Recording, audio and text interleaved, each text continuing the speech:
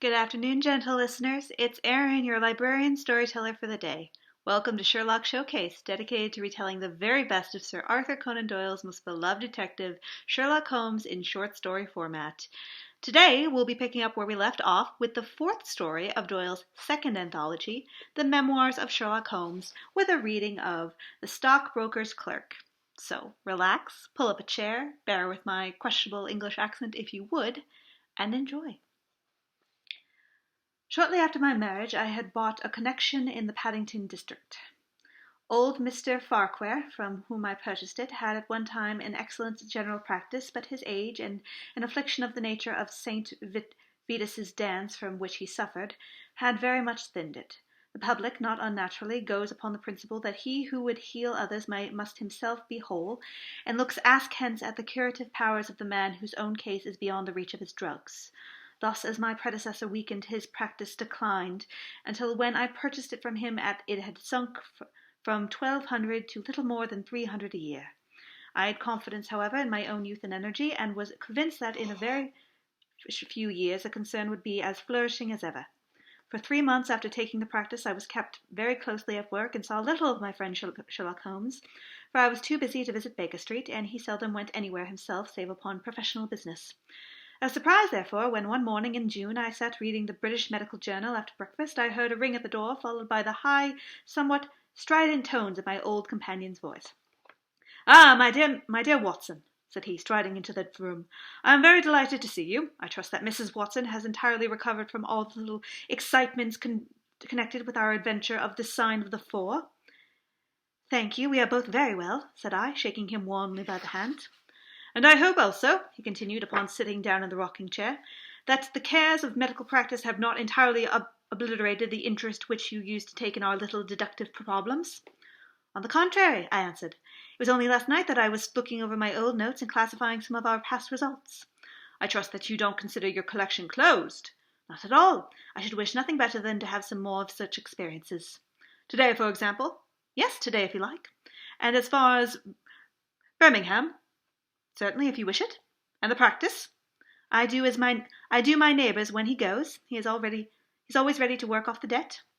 "Ha! Nothing could be better," said Holmes, leaning back in his chair, and looking keenly at me from his half-closed lids. "I perceive that you have been unwell lately. Summer colds are always a little trying." I was confined to the house by a severe chill for 3 days last week. I thought, however, that I had cast off every trace of it." "So you have. You look remarkably robust." "How, then, did you know of it?" "My dear fellow, you know my methods." "You deduced it, then?" "Certainly." "And from what?" "From your slippers." I glanced down at the new patent leathers which I was wearing. "How on earth—" I began, but Holmes answered my question before it was asked. "Your slippers are new," he said. "You could not have had them more than a few weeks. The soles which you are at this moment presenting to me are slightly scorched. For a moment I thought they might have got wet and been burned in the drying, but near the instep there is a small circular wafer of paper with the shopman's hieroglyphs upon it. Damp would, of course, have removed this. You had then been sitting with your feet outstretched to the fire, which a man would hardly do, even in so wet as June as this, if he were in his full health." Like all of Holmes' reasoning, the thing seemed simplicity itself when it was once explained. He read the thought upon my features, and his smile had a tinge of bitterness. "I'm afraid that I rather gave myself away when I explained," said he. "Results without causes are much more impressive. You are ready to come to Birmingham, then?" "Certainly. What is the case?" "You shall hear of it on the train. My client is outside in a four-wheeler. Can you come at once?" "In an instant." I scribbled a note to my neighbour, rushed upstairs to explain the matter to my wife, and joined Holmes upon the doorstep. "Your neighbour is a doctor," said he, nodding at the brass plate. "Yes, he bought a practice as I did." "An old established one?" "Just the same as mine. Both have been ever since the houses were built." "Ah, then you got hold of the better of the two." "I think I did, but how did you know?" "By the steps, my boy. Yours are worn 3 inches deeper than his, but this gentleman in the cab is my client, Mr. Hall Pycroft. Allow me to introduce you to him. Whip your horse up, cabby, for we only have just enough time to catch our train."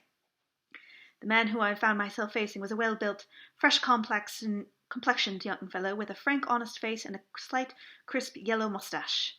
He wore a very shiny top hat and a neat suit of sober black, which made him look what he was, a smart young city man, of the class whom have been labelled cockneys, but who also give our crack volunteer regiments, and who turn out more fine athletes and sportsmen than any body of men in the islands. His round, ruddy face was naturally full of cheeriness, but the corners of his mouth seemed to be pulled down in a half-comical distress. It was not, however, until we were at first-class carriage and well started on our journey to Birmingham, that I was able to learn what the trouble was which had driven him to Sherlock Holmes. "We have a clear run out here of 70 minutes, Holmes remarked. "I want you, Mr. Hall Pycroft, to tell my friend your very interesting experience exactly as you have told it to me, or with more detail if possible. It will be of use to me to hear the succession of events again. It is a case, Watson, which may prove to have something in it, or may prove to have nothing, but which at least presents those unusual and ultra features which are as dear to you as they are to me. Now, Mr. Pycroft, I shall not interrupt you again." My young companion looked at me with a twinkle in his eye. "The worst of the story is," said he, "that I show myself up at such a compound fool. Of course, it may work out all right, and I don't see that I could have done otherwise, but if I had just lost my crib and get nothing in exchange, I shall feel what a soft Johnny I have been. I'm not very good at telling a story, Dr. Watson, but it is like this with me. I used to have a billet at Coxon and Woodhouse of Draper's Gardens, but they were let in early in the spring through the Venezuelan loan, as no doubt you remember, and came a nasty cropper. I had been with them 5 years, but old Coxon gave me a ripping good testimonial when the smash hit. But of course we clerks were all turned adrift, and the 27 of us. I tried here and tried there, but there were lots of other chaps on the same lay as myself, and it was a perfect frost for a long time. I've been taking £3 a week at Coxon's, and I had saved about 70 of them, but I soon worked my way through that and out on the other end. Was fairly at the end of my tether at last, and could hardly find the stamps to answer the advertisements, or the envelopes to stick them to. I had worn my boots padding up and down the office stairs, and I seemed just as far from getting a billet as ever.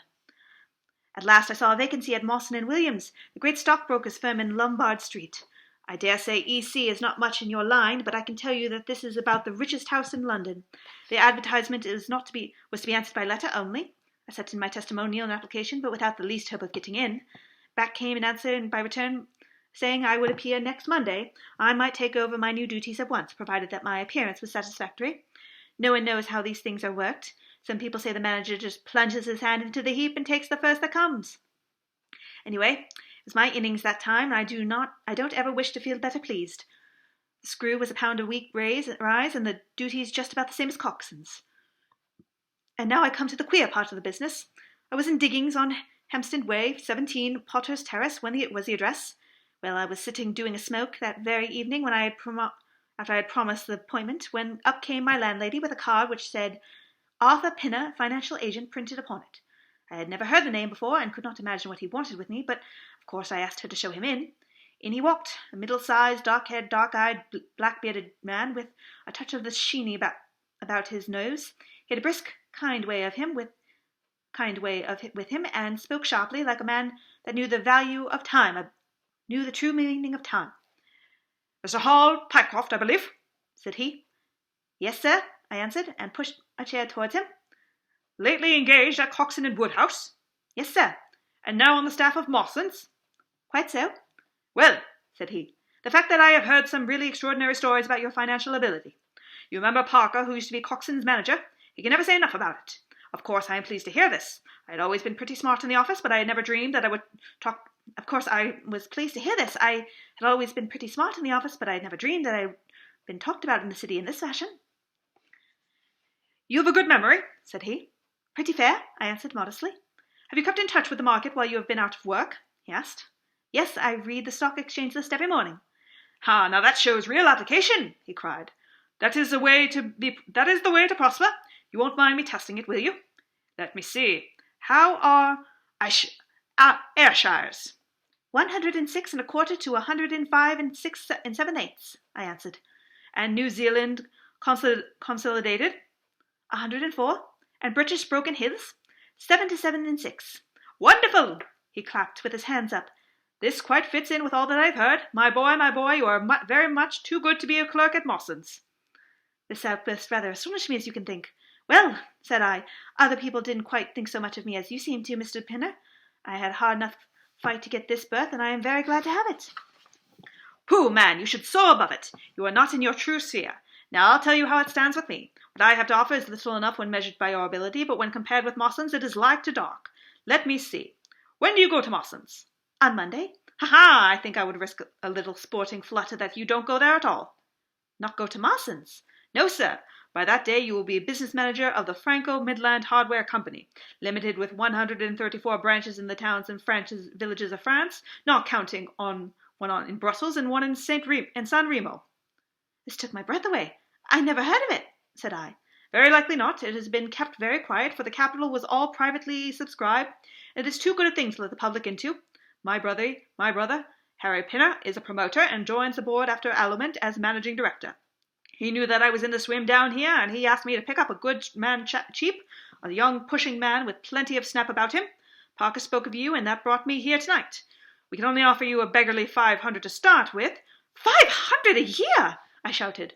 Only that at the beginning, but you are to have an overriding commission of 1% on all businesses done by your agents, and you may take my word for it, this will come to you more than your salary.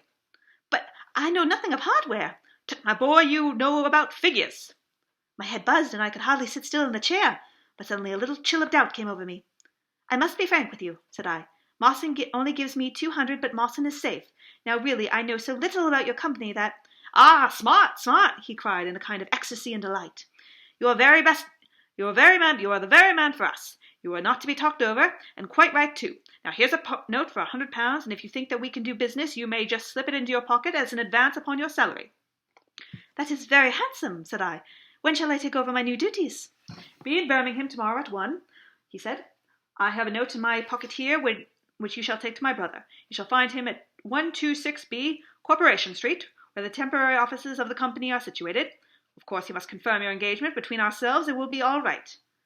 Really, I hardly know how to express my gratitude, Mr. Pinner, said I. Not at all, my boy. You have only got your deserts. There are one or two small things, mere formalities, which I must arrange with you. You have a bit of a paper beside you. Kindly write upon it, I am perfectly willing to act as business manager to the Franco Midland Hardware Company Limited at a minimum salary of £500. I did as he asked, and I put the paper in his pocket. There's just one other detail, he said. What do you intend to do about Mawson? I had forgotten all about Mawson in my joy. I'll write and resign, said I. Precisely what I don't want you to do. I had a row over you with Mawson's manager. I'd gone up to ask him about you, and he was very offensive, accused me of coaxing you away from the service of the firm, and that sort of thing.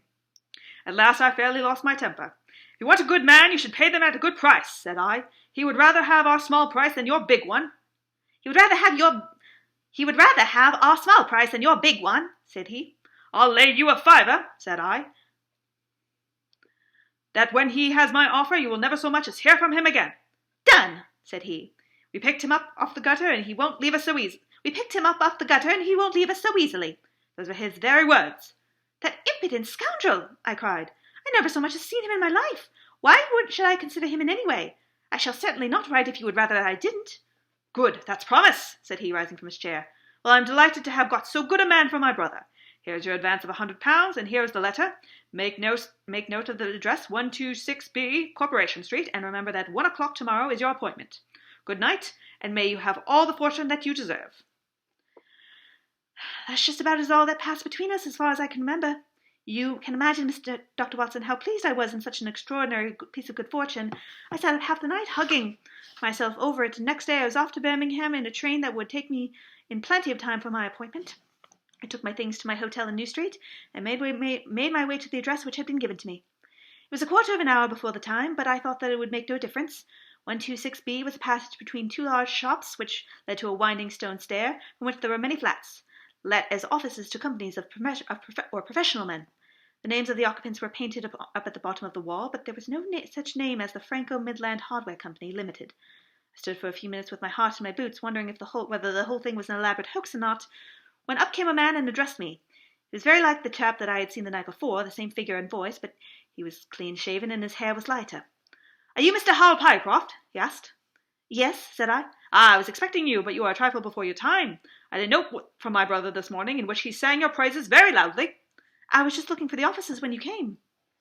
We have not got our name up yet, for we only secured these temporary office premises last week. Come up with me, and we shall talk the matter over. I followed him to the top of the lofty stair, and there, right under the slates, were a couple of empty and dusty little rooms, uncarpeted and uncurtained, into which he led me. I thought of a great office, with shining tables and rows of clerks, such as I was used to, and I dare say I stared straight at the two deal tables in one little table, which, with a ledger and a wastepaper basket, made up the whole furniture. "Don't be disheartened, Mr. Pycroft," said my new acquaintance, seeing the length of my face. "Rome was not built in a day, and we have lots of money at our backs, though we don't cut much dash yet in our offices. Pray sit down and let me have your letter." I gave it to him, and he read it over very carefully. "You seem to have made a vast impression upon my brother Arthur," said he, "and I know that he is a pretty shrewd judge. He swears by London, you know, and I by Birmingham, but at this time I shall follow his advice. Pray consider yourself definitely engaged." "What are my duties?" I asked. "You will eventually manage the great depot in Paris, which will pour a flood of English crockery in the shops of 134 agents in France. The purchase will be completed in a week, and meanwhile you will remain in Birmingham and make yourself useful." "How?" For answer he took out a big red book on the drawer. "This is a directory of Paris," said he, with the trades of the names of the people. I want you to take it home with you, and to mark off all the hardware sellers with their addresses. It would be of greatest use to me to have them." "Surely they are classified lists," I suggested. "Not reliable ones. Their system is different from ours. Stick at it, and let me have the list by Monday at 12. Good day, Mr. Pycroft. If you continue to show zeal and intelligence, you will find the company of good master." I went back to the hotel with the big book under my arm, and with very conflicting feelings in my breast. On the one hand, I was definitely engaged, and had £100 in my pocket. On the other, the look of the office, the absence of a name on the wall, and other of the points which would strike me a businessman, had left a bad impression as to the position of my employees. However, come what may, I had my money, so I settled down to my task. All Sunday I was kept hard at work, and yet by Monday I had only gotten as far as H. I went round to my employer, found him in the same dismantled kind of room, and was told to keep at it until Wednesday, and then come again. On Wednesday it was still unfinished, so I hammered away until Friday, that is, yesterday. Then I brought it round to Mr. Harry Pinner. "Thank you very much," said he. "I fear that I underrated the difficulty of the task. This list will be of the very material assistance to me." "It took some time," said I. "And now," said he, "I want you to make a list of the furniture shops, for they all sell crockery." "Very good. And you can come up tomorrow evening at 7, and let me know how you are getting on. Don't overwork yourself. A couple of hours at Day's music hall in the evening would do you no harm after your labours." He laughed as he spoke, and I saw that with a thrill that his second tooth upon his left-hand side had been very badly stuffed with gold. Sherlock Holmes rubbed his fingers with delight, and I stared in astonishment at our client. You may well look surprised, Dr. Watson, but it is this way," said he. "When I was speaking to the other chap in London at the time that he laughed at my not going to Mawson's, I happened to notice that his tooth was stuffed in this very identical fashion. The glint of the gold in each case caught my eye, see. When I put that with the voice and figure being the same, and only these things altered which may be changed by a razor or wig, I could not doubt that it was the same man. Of course you expect two brothers to be alike, but not that they should have the same tooth stuffed in such a way. He bowed me out, and I found myself in the street, hardly whether I was on my head or my heels. Back I went to my hotel, put my head in a basin of cold water, and tried to think it over. Why had he sent me from London to Birmingham when he got there before me, and why had he written me a letter from himself to himself? It was altogether too much for me, and I could make no sense of it. And then suddenly it struck me that what was dark made to me might be very light to Mr. Sherlock Holmes. I had just time to get up to town by the night train to see him this morning, and to bring you back with me to Birmingham." There was a pause, and the stockbroker's clerk had concluded his surprising experience. Then Sherlock Holmes cocked his eye at me, leaning down on the cushions with a pleased and yet critical face, like a connoisseur who had just taken his first sip of a Comet vintage. "Rather fine, Watson, is it not?" said he. "There are points in which it pleased me. I think you will agree to me that the interview with Mr. Arthur Henry Pinner is the temporary office of Franco Midland Hardware Company Limited would be a very interesting experience for both of us." "But how do we get in?" I asked. "Oh, easily enough," said Hal Pinner cheerfully. "You are two friends of mine who are in want of billet, and what could be more natural than I should bring you round to my managing director?" "Quite so, of course," said Holmes. "I should like to have a look at the gentleman and see if I can make anything of this little game. What qualities have you, my friend, which would make your services so valuable? Or is it possible, then, began biting his nails and staring blankly at the window. We hardly drew another word from him until we were at New Street. At 7 o'clock that evening, we were walking, the three of us, down Corporation Street to the company's office. It is of no use our being at all before our time, said our client. He only comes there to see me apparently, for the place is deserted up to the hour he arrived, up to the very hour he names. That is suggestive, remarked Holmes. By Jove, I told you so, cried the clerk. There he's walking ahead of us there. He pointed to a small, blond, well-dressed man who was bustling along the other side of the road. As we watched him, he looked across at the boy who was bawling out the latest edition of the evening paper, and running over among the cabs and buses, he bought one from him. Then, clutching at his hands, he vanished through a doorway. There he goes, cried Hall Pycroft. Those are the company's offices into which he has gone. Come with me, and I'll fix it up as easily as possible. Following his lead, we ascended 5 stories until we found ourselves within the half-opened door at which our client tapped. A voice within bade us, "Come in!" and we entered a bare, unfinished room such as Hall Pycroft had described. At a single table sat a man with whom we had seen on the street, with his evening paper spread out in front of him, and he looked up at us and seemed to me I had never looked upon his face which bore such marks of grief, and of something beyond grief, of a horror such as which comes to few men in a lifetime. His brow glistened with perspiration, his cheeks were of a dull dead white of a fish's belly, and his eyes were wild and staring. He looked at his clerk as though he failed to recognize him, and I could see by the astonishment depicted upon our conductor's face that this was by no means the usual appearance of his employer. "You look ill, Mr. Pinner," he exclaimed. "Yes, I am not very well," answered the other, making obvious efforts to pull himself together, and licking his dry lips before he spoke. "Who are these gentlemen whom you have brought with you?" "One is Mr. Harris of Bermondsey, and the other is Mr. Price of this town," said our clerk glibly. "They are friends of mine, and gentlemen of experience, but they had been out of place for quite some time, and they hoped that perhaps you would find an opening for them in the company's employment." Very possibly, cried Mr. Pinner with a ghastly smile. "Yes, I have no doubt that we shall be able to do something for you. What is your particular line, Mr. Harris?" "I am an accountant," said Holmes. "Ah, yes, we shall want something of that sort. And you, Mr. Price?" "A clerk," said I. "I have every hope that the company we may accommodate you. I will let you know about it as soon as we are able to come to any conclusion. And now I beg you that you will go. For God's sake, leave me to myself." These last words were shot out of him, as though the constraint which he was evidently setting upon himself had suddenly and utterly burst asunder. Holmes and I glanced at each other, and Hall Pycroft took a step towards the table. "You forget, Mr. Pinner, that I am here by appointment to receive some directions from you," said he. "Certainly, Mr. Pycroft, certainly," the other answered in a calmer tone. "You may wait here for a moment. There is no reason why your friend should not wait with you. I will be entirely at your services in 3 minutes, if I might trespass upon your patience so far." He rose with a very courteous air, and bowing to us as he passed out through the door at the further end of the room, which he closed behind him. "What now?" whispered Holmes. "Is he giving us the slip?" "Impossible," answered Pycroft. "Why so?" "That room leads to an inner room." "There is no exit?" "None." "Is it furnished?" "It was empty yesterday." "Then what on earth can he be doing? There is something which I don't understand in this matter. If ever a man were 3 parts mad with terror, that man's name was Pinner. What can have put the shivers on him?" He suspects that we are detectives?" I suggested. "That's it," said Pycroft. Holmes shook his head. "He did not turn pale. He was pale when we entered the room," said he. "It is just possible that—" His words were interrupted by a sharp rat-tat from the direction of the inner room. "What the deuce is he knocking at his own door for?" cried the clerk. Again, and much louder, came the rat-tat. We all gazed expectantly at the closed door. Glancing at Holmes, I saw his face turn rigid, and he leaned forward in intense excitement. Then suddenly came a low, gargling sound, and a brisk drumming upon woodwork. Holmes sprang frantically across the room and pushed at the door. It was fastened on the inner side. Following his example, we threw ourselves upon it with all our weight. One hinge snapped, then the other, and down came the door with a crash. Rushing in, we found ourselves in the inner room. It was empty. But it was only for a moment that we were at fault. At one corner, the corner nearest the room which we had left, was the second door. Holmes sprang at it and pulled it open.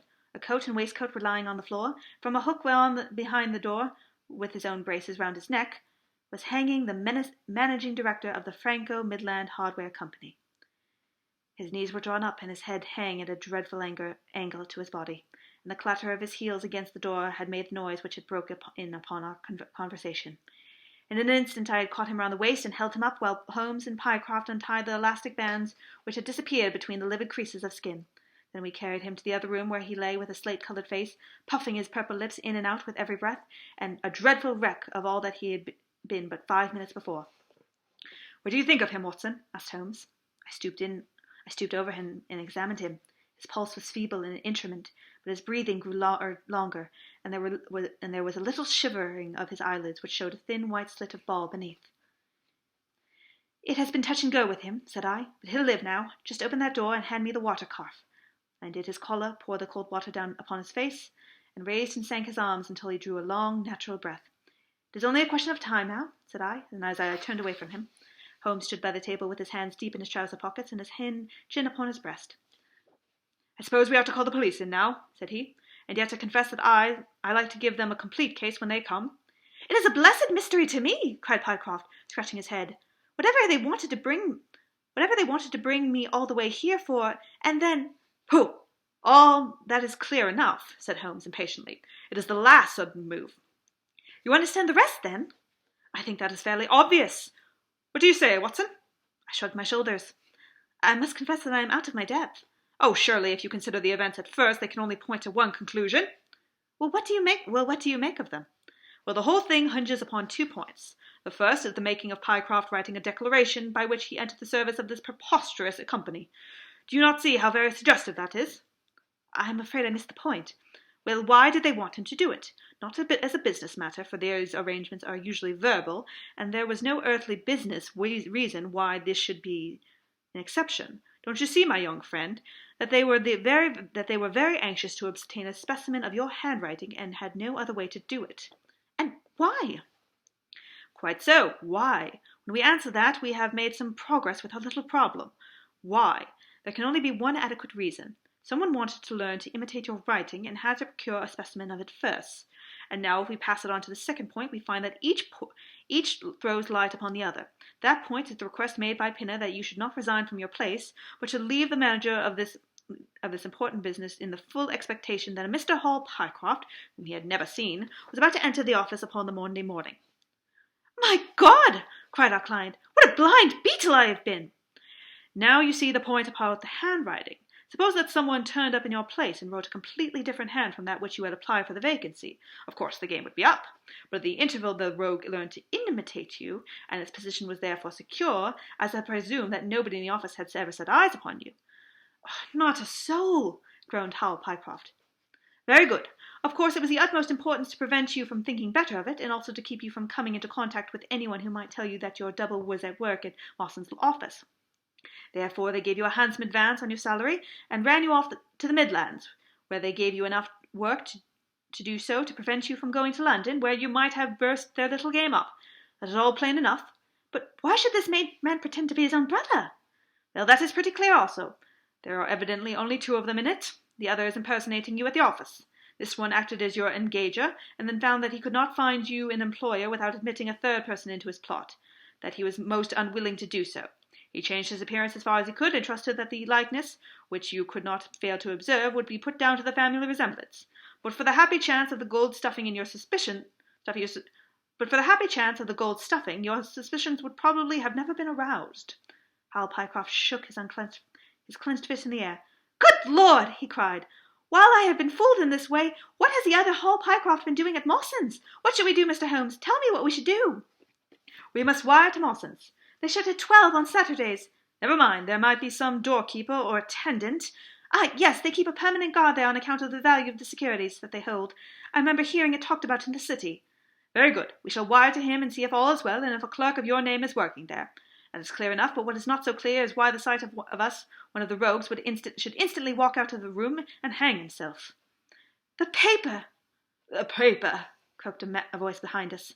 The man was sitting up, blanched and ghastly, and returning reason in his eyes and hands, which rubbed nervously at the broad red band which was still encircled on his throat. "The paper! Of course!" yelled Holmes in a paroxysm of excitement.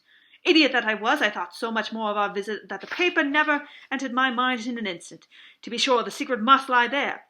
He flattened it on the table, and a cry of triumph burst from his lips. "Look at this, Watson!" he cried. "It is a London paper, an early edition of the Evening Standard. Here's what we want. Look at the headlines. Crime in the City. Murder at Mawson and Williams. Gigantic attempted robbery. Capture of the criminal. Here, Watson, we are all anxious to hear it, so kindly read it out to us." It appeared from its position in the paper to have been the one event of importance in town, and the account of it ran in this way.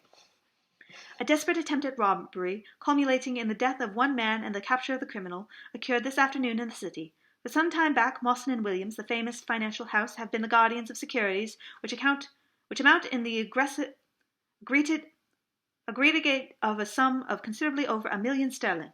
So conscious was the manager of the responsibility which devolved upon him in consequence of the great interest at stake, that safes in the very latest construction have been employed, and an armed watchman has been left day and night at the building.